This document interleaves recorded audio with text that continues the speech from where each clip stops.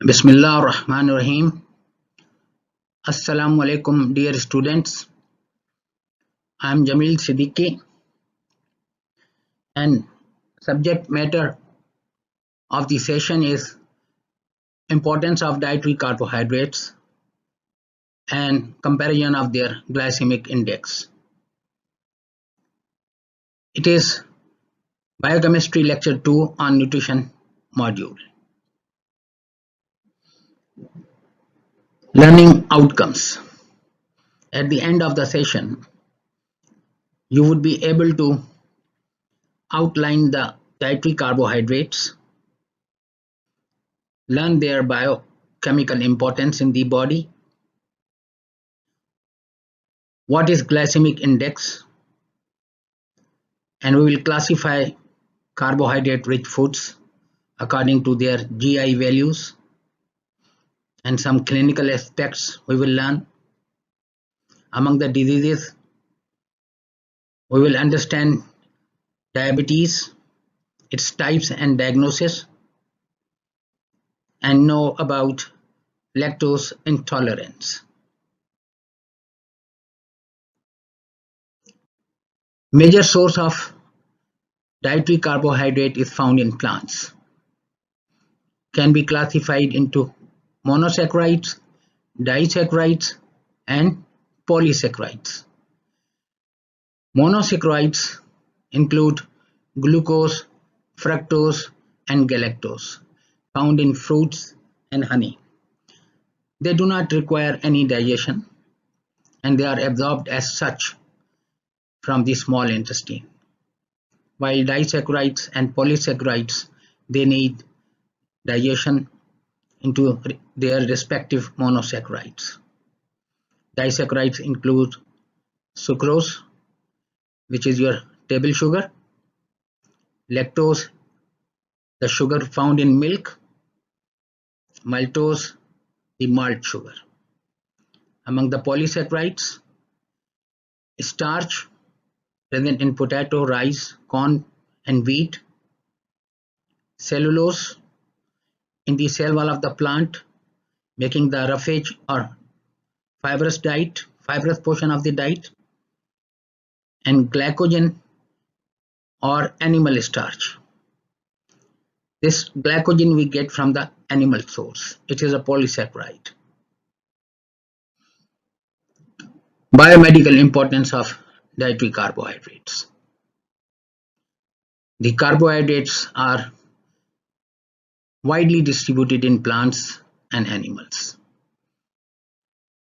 In plants, they are in the form of starch and cellulose, and in animals, it is found in the form of a glycogen, mainly in muscles and liver. The primary dietary role of carbohydrate is to provide energy. And glucose is the main circulating fuel in human, and it is also a universal fuel of the fetus, glucose. They are stored in the form of energy in our body, say for example glycogen. They are the structural components of nucleic acids, constituents of lipids and conjugated proteins. Lactose is the principal sugar of milk. The degradation products of the carbohydrates, mainly the acetate and pyruvate, which enter into the TCA cycle. They can be utilized for synthesis of other biomolecules as fatty acids, cholesterol, and amino acids. Cellulose of plant is the main roughage of the diet.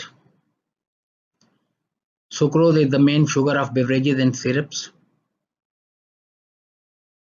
The important diseases associated with carbohydrate metabolism includes diabetes, galactosemia, glycogen storage diseases, and lactose intolerance. Glycemic index.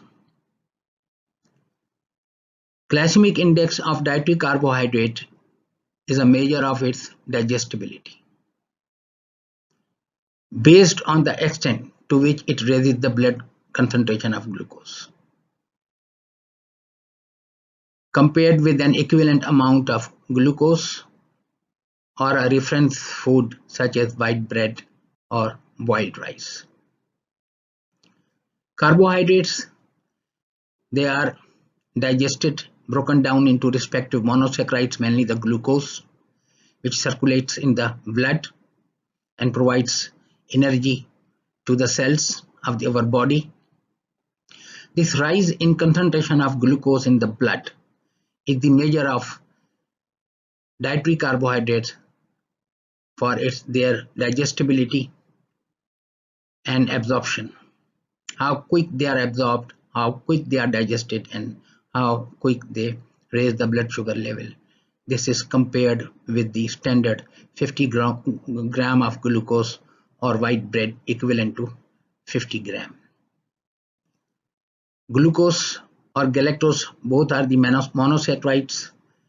They are taken as an index of 1 as a standard. Fructose, found in fruit sugars, main fruit sugar, and sugar alcohols, they are absorbed less rapidly and have lower glycemic index, that is less than 1. Starch varies between near 1 to near 0 depending upon the rate of hydrolysis during the process of digestion. Non-starch polysaccharides, cellulose, which is not digested in our body, or neither it is broken down into monosaccharides or not absorbed at all, only contributing to the fibrous portion of our diet, the glycemic index is 0. Carbohydrate-rich foods can be classified on the basis of their GI values or glycemic index values into 3 main groups: low, medium, and high. This is the GI range in terms of glycemic load: 55 or less, medium group having 56 to 69, and foods having high GI values and glycemic load is 70 and above. In the low GI value foods, they include most fruits except watermelon and bananas, vegetables except potatoes, legumes, peanuts and pulses, products extremely low in carbohydrate and rich in proteins, fish, eggs, meat, and some cheeses, brown rice, etc. These food items, they have low glycemic index value. Their glycemic load range is 55 or less. Medium GI group foods include whole wheat products, basmati rice, table sugar, most of the white rice products, sweet potatoes, and bananas. The foods items having high GI value include white rice, cornflakes, white bread, baked potatoes, potato chips, and among the fruits, it is the watermelon which is having high GI value. 55 or less is actually the glycemic load as compared to glucose. One glycemic load is equal to glycemic effect of 1 gram of glucose. So the GL range having 55 or less in the low GI value groups is providing the energy equivalent to 55 gram of glucose. Similarly, the medium group and high GI value foods provide 70 and above glycemic load. So glycemic load units, these are the glycemic load units. 1 unit is equal to glycemic effect of 1 gram of glucose. So three main groups having low GI, medium GI and high glycemic index valued foods, when they are compared, the foods that have low glycemic index are considered to be more beneficial since they cause less fluctuation of insulin secretion.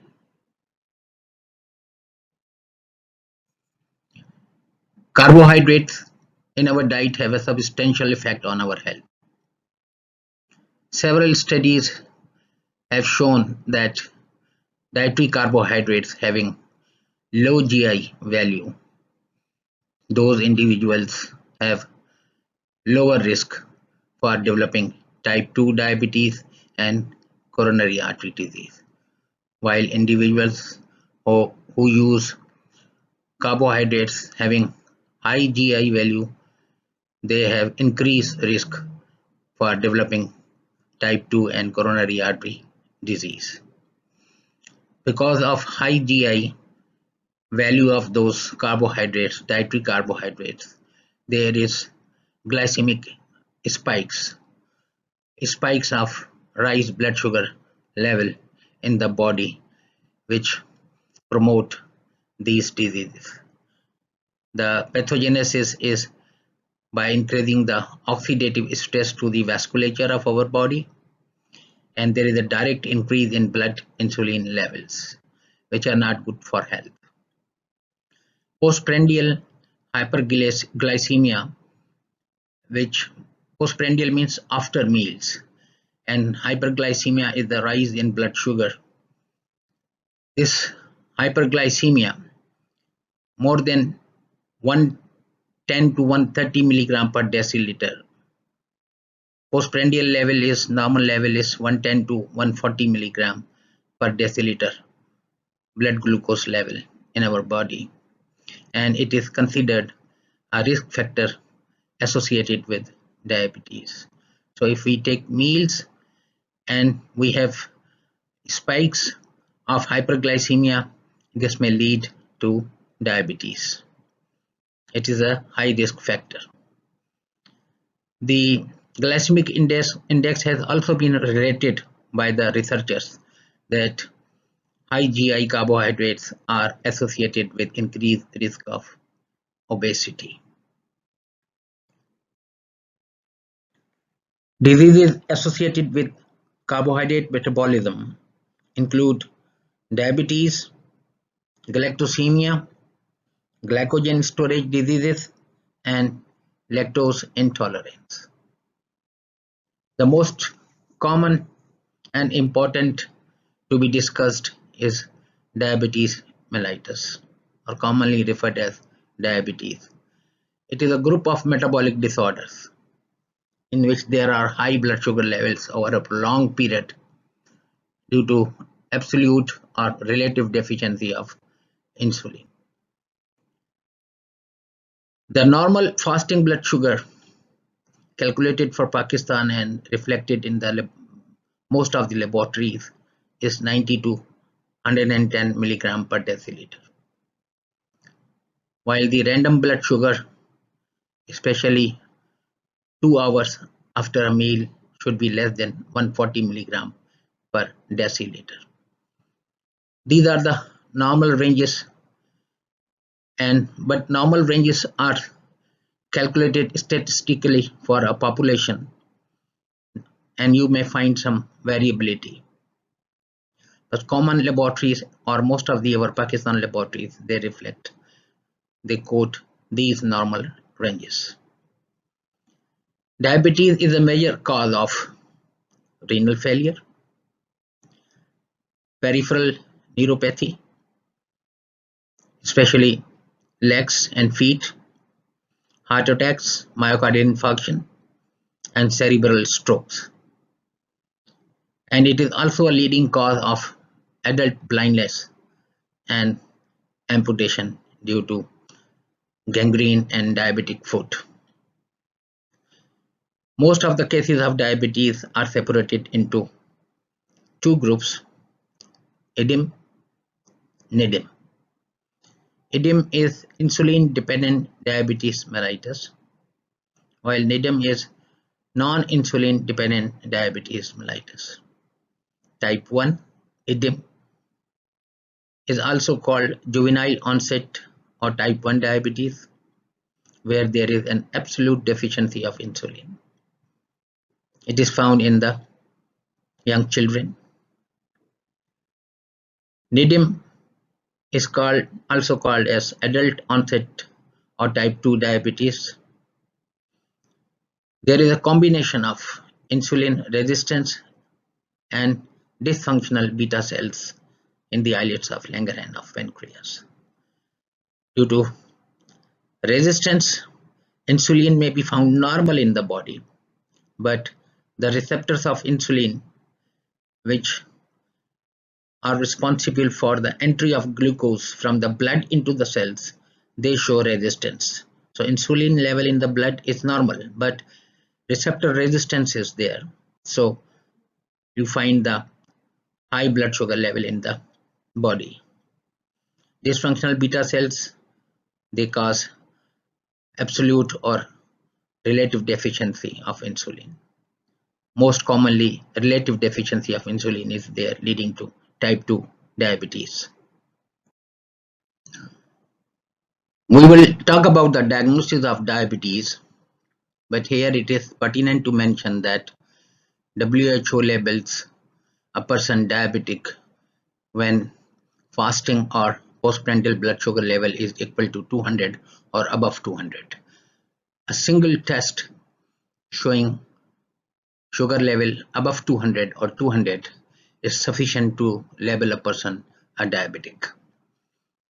Here we will compare type 1 and type 2 diabetic groups, and some understanding and discussion of diabetes would also be carried out for better understanding.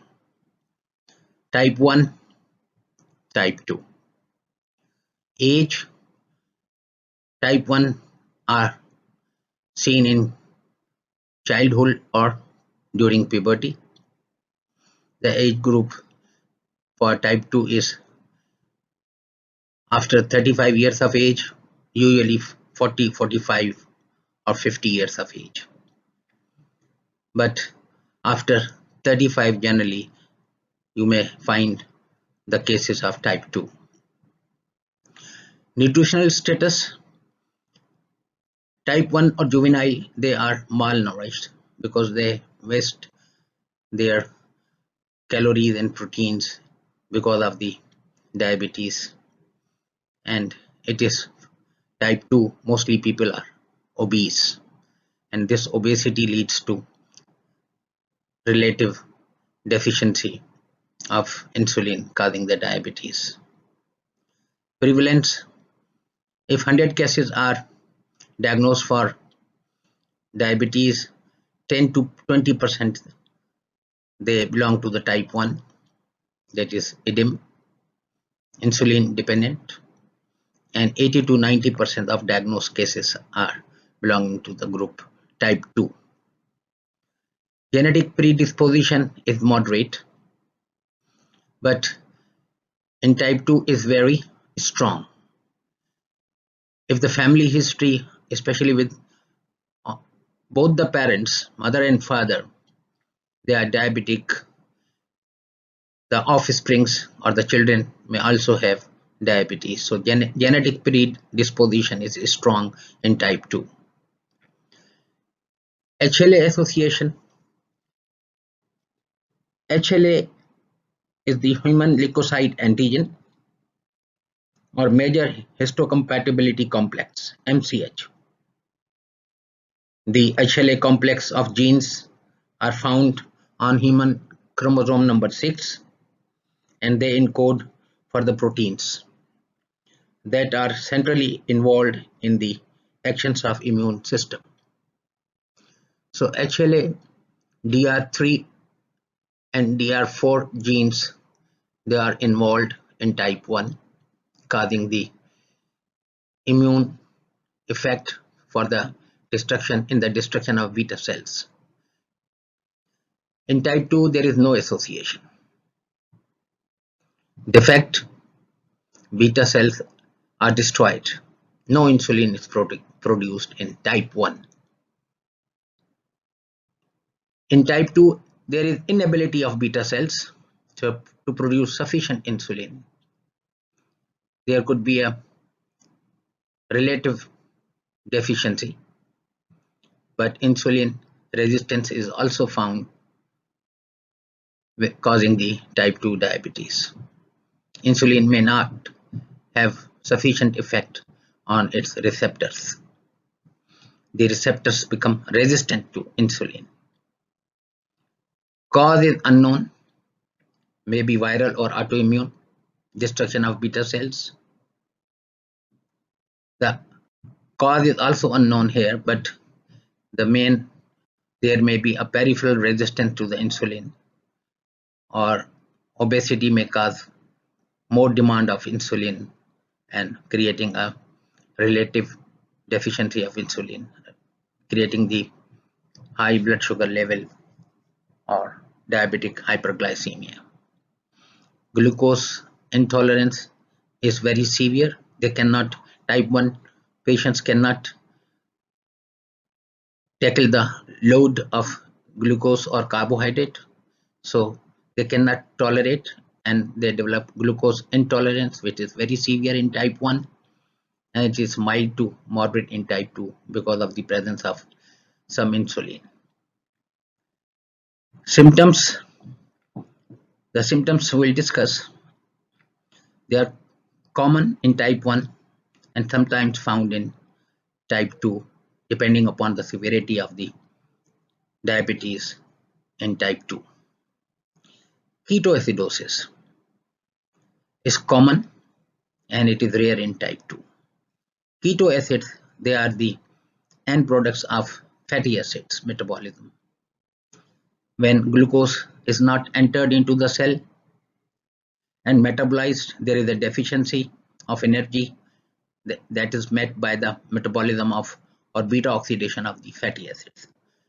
The fatty acids, when they are oxidized, producing high energy, they produce keto acids.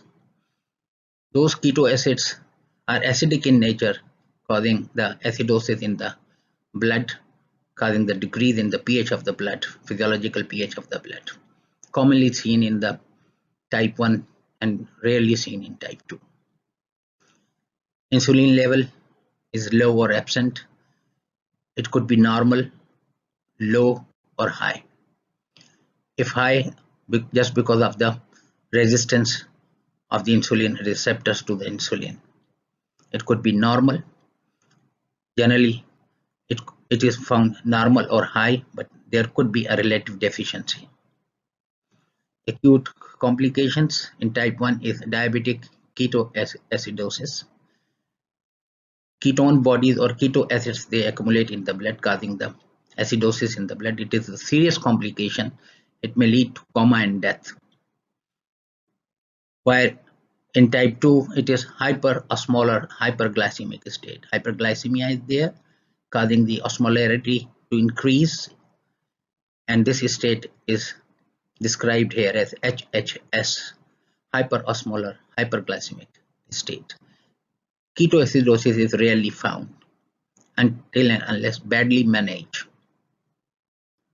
Oral hypoglycemic agents, they do not work in type 1, but they are type 2 diabetic patients, they are responsive. They may require insulin or not, but they respond very well to the hypoglycemic agents. Sometimes they require insulin when the oral hypoglycemic drugs fail to create a response. Treatment with insulin always required, and in type 2 may be required or may not be required. Generally, it is not required, but if not controlled by the hypoglycemic agents or the medicine, insulin is also added along with the oral hypoglycemic agents. So this chart is the having the comparison of type 1 and type 2 diabetes, reflecting some relevant points for better understanding. Causes of diabetes already explained: heredity, viral, autoimmune, obesity, and age.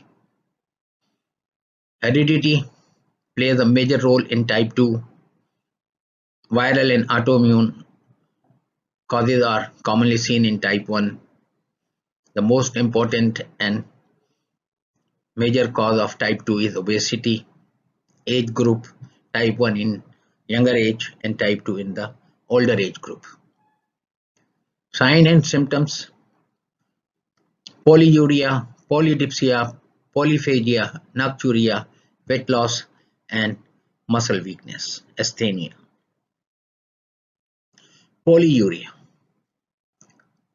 the frequency of urination and quantity of the urine is increased. Normally, all the glucose in the blood is filtered in the kidney and then again reabsorbed.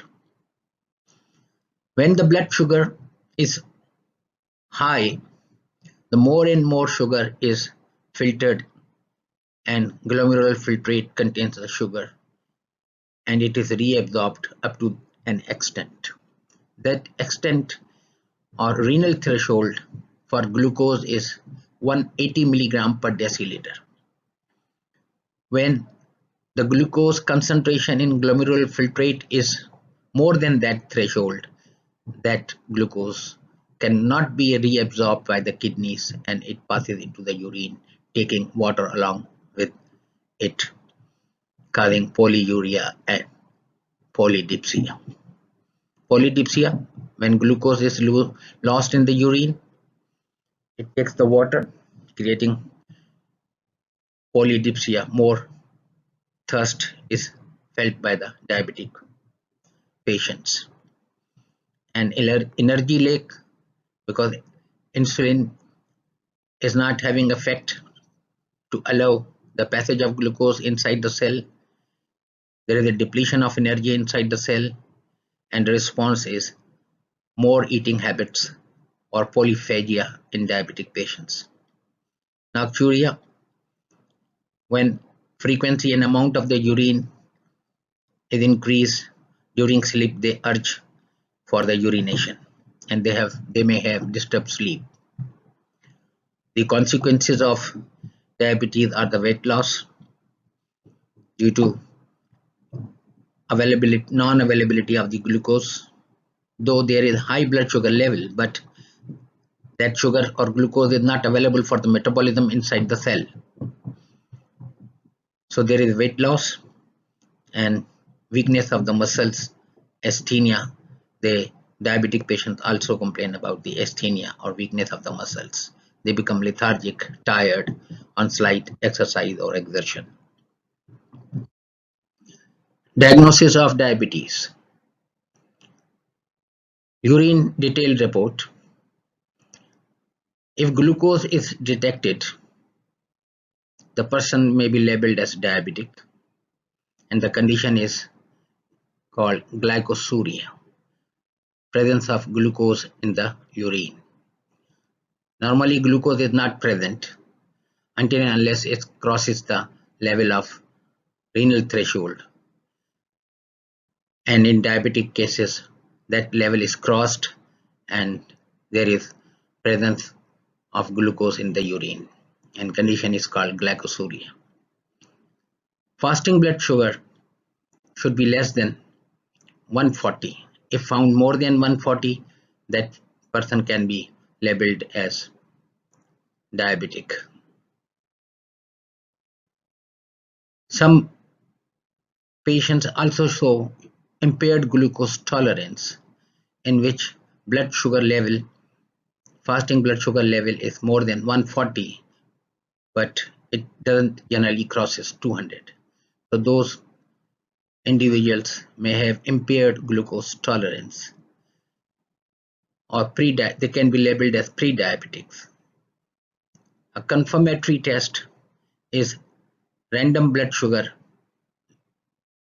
2 hours postprandial after a normal meal, and after 2 hours, if the blood sugar level is 200 or more, it is sufficient for the diagnosis of diabetes in that individual. And this is the recommended level of blood sugar by the WHO. A single sample, any sample, fasting or RBS, random blood sugar. If the blood sugar found is more than 200 milligram per deciliter, that is sufficient level to label a person as having diabetes. Another test, glucose challenge test, is also performed, especially in pregnancy, where 50 gram of glucose is given orally, and after 2 hours a single blood sugar level showing 200 is sufficient to diagnose. But the blood sugar levels are quite low in pregnancies. These are the limits for the normal persons, not having some other cause or pregnancy where there is a deranged metabolism. Hemoglobin A1C is one of the important marker for the prognosis, especially for the prognosis of diabetic patients. That is, hemoglobin A1C is the glycosylated hemoglobin. When blood sugar level rises, the glucose is attached with the hemoglobin, and that hemoglobin is called hemoglobin A1C. It is one type of the glycosylated hemoglobin. There are other types of glycosylated hemoglobin, but the important marker is hemoglobin A1C, a glycosylated hemoglobin. Oral glucose tolerance test, OGTT, is not performed. Some other pathological conditions which you will study in your clinical sites, it is helpful. Say for example in renal glycosuria, it is helpful, but normally it is not performed now. A brief discussion on hemoglobin A1C, important marker, blood marker in diabetic patients, showing the status of blood sugar level in the last 3 months. Hemoglobin A1C, the glycosylated hemoglobin found in the RBCs of diabetic patients.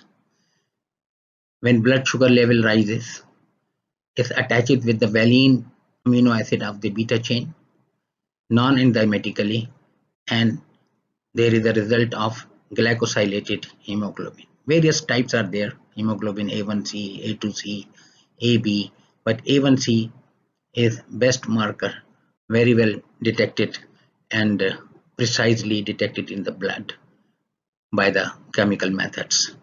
So that is increased in diabetic patients and showing the prognosis or glycemic control in the diabetic patients.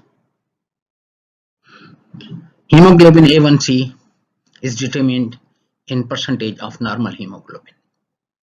In diabetics, it is 6.5 or higher. Below 5.7 is normal, and between 5.7 to 6.4% is found in pre-diabetic patients or glucose intolerant group, IGT group. This percentage is variable as per statistical calculations and varies from countries to country, and even by different clinicians they consider different variation or variable levels of hemoglobin A1C for the diagnosis and prognosis of the diabetic patients. But generally acceptable range is 6.5 or more for diabetes, 5.7 to 6.4% for pre-diabetics, and normal below 5.7. This is the diabetic control chart based on levels of hemoglobin A1C. Diabetic patients should have done A1 test every 3 months, because hemoglobin A1C gives the status of the blood sugar control in the last 3 months. If it is 6 or below, the blood sugar control is excellent in diabetic patients. If hemoglobin A1C level is 7 and 8, it is on higher side but reflecting a good control in diabetics. 9 and above is showing poor control. So the hemoglobin A1C test score helps the diabetic control in the patients, and desirable is the good control. If it is excellent, no doubt it's beneficial, but desirable control is between 7 to 8, and 9 and above, they have serious consequences and showing the poor control. From this hemoglobin A1C, we can also calculate the mean blood glucose level.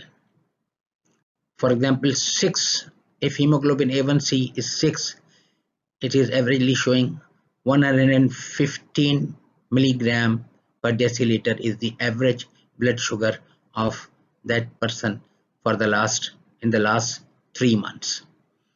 So you can arbitrarily calculate the blood sugar levels on the basis of hemoglobin A1C test score. In some countries, the blood sugar level is measured in millimoles per liter. The simple calculation is that mean blood sugar level in milligram per deciliter is divided by 18. 18 is the factor. Sugar in milligram per deciliter divided by 18 may give you the result in millimoles per liter. Lactose intolerance, alactasia. This is a state of abnormal lactose metabolism commonly seen in African and Asians, but about 75% of world's population is lactose intolerant. In human beings, lactase activity begins to fall after weaning and almost completely lost by late adolescence, leading to lactose intolerance. Lactose remains in the intestinal lumen, where it is a substrate for bacterial fermentation, and where the lactose is fermented and converted into lactate and effervescence. Lactate and effervescence, they result in abdominal discomfort, flatulence, bloating, and abdominal pain, and diarrhea also is there if the quantity of milk is used more or in large amounts. Bloating is the feeling of fullness of stomach, distended abdomen with feeling of fullness of stomach, having abdominal discomfort, and abdominal pain is also sometimes felt, and diarrhea after consumption of large amounts. Here you see in small intestine, lactase is the enzyme to break down the lactose into the respective monosaccharides, galactose and glucose. When there is a deficiency of lactase, lactose is fermented by bacteria, giving effervescence and production of lactate, resulting bloating, diarrhea, and dehydration. Diagnosis is by history and presence of lactose in urine. The condition is lactosuria. Can be diagnosed on lactose intolerance test, but nowadays it is not performed and has become obsolete. Treatment is simple. Avoid milk if we avoid milk, we can prevent ourselves from these symptoms. While yogurt and cheeses we can use because they have less effect, they produce less symptoms than the whole milk, which should be avoided in the diet. Similarly, in the babies having lactase deficiencies, we can use lactose-free milk formula in infants to prevent from lactose intolerance and their symptoms. My email address, resource references are here. Thank you very much.